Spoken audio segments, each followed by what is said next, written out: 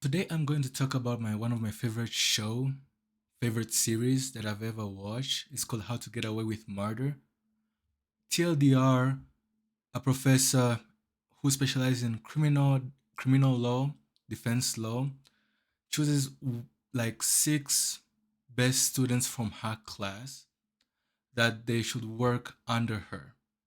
And basically, whenever there's like murders, tropes throughout the series, her and the squad of the defense law just scoop around and try to think psychologically on what these murderers in this show were thinking.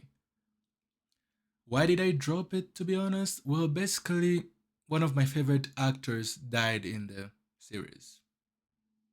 I'm not gonna say any spoilers. I'd like you guys to meet Bryan Kohberger, a Washington State University student who was going for the PhD in criminology, has been convicted for the murder of four University of Idaho students, which happened 3 years ago.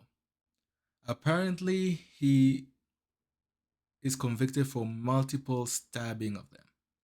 Yesterday was all about the powerful and emotional statements from the family members of the victims. If you were really smart, do you think you'd be here right now? What's it like needing this much attention just to feel real? If you hadn't attacked them in their sleep, in the middle of the night, like a pedophile, Kaylee would have kicked your. You are entering a place where no one will care who you are and no one will ever respect you. You will be forgotten, discarded, used, and erased. The world's watching because of the kids, not because of you. Nobody cares about you. Nothing man can do to you can ever compare to the wrath of God. Inevitably, you will stand before our Lord and will have to answer to him over the sins you have committed in murdering our children. You are gonna suffer, man. I'm shaking because I want to reach out to you, but I hope you feel my energy, okay? Go to hell. I mean, yeah, technically, he is going to hell. Typically, like it has been, according to the Daily Mail, they say that he's not having the best of his life in the prison.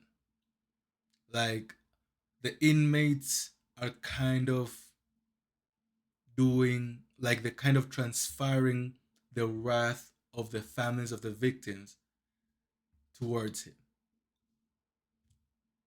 Sounds like karma to me. I mean, I can't blame him because if I'm not mistaken, in prison, there's kind of like a hierarchy on who to bully and who to not.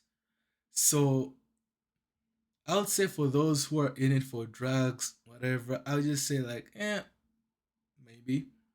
But for those who like do things to like teenagers or underage people, for example, child molesters, rapists, or killers, like those guys, I think it's like a wide known fact. Like those guys won't will not have any peace in those correctional facilities or prison.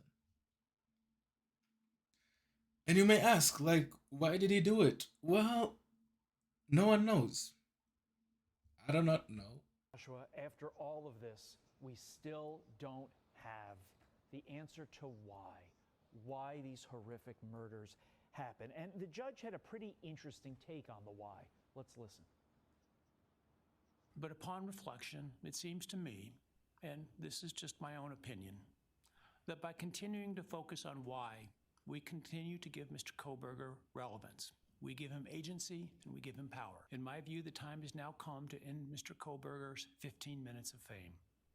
It's time that he be consigned to the ignominy and isolation of perpetual incarceration. That's it, guys. So, Mr. Korberger had his own 15 minutes of fame and is just being sent to prison. Where he's just being like, he's not even a month in, and he people saying that he's actually thinking of committing self harm and all that, and the treatment of other inmates to him is actually unfavorable.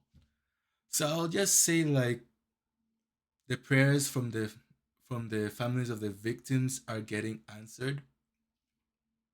For the father who said that he needs to go to hell, he is in hell right now. So it's just another day, another horrible human being is being sent away from, basically, from people's normal lives, so that no human needs to face the tragedy of his victims. Damn, I butchered that.